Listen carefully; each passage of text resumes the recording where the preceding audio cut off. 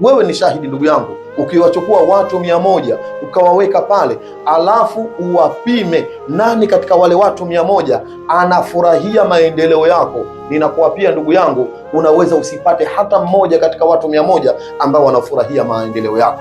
Mara ngapi kuna kesi unasikia mtu na ndugu yake kwa kuzaliwa baba moja mama moja, ndugu anamfanyia uhasidi, chuki ndugu yake mwenzake asiweze kufanikiwa katika mambo yake. Mara ngapi utasikia huyu anamfanyia subhanallah, fala haula wala quwwata illa billahi al-ali al-azim. Watu wa karibu, rafiki, jamaa, ndugu, hasidi wako hatoki mbali ndugu yangu.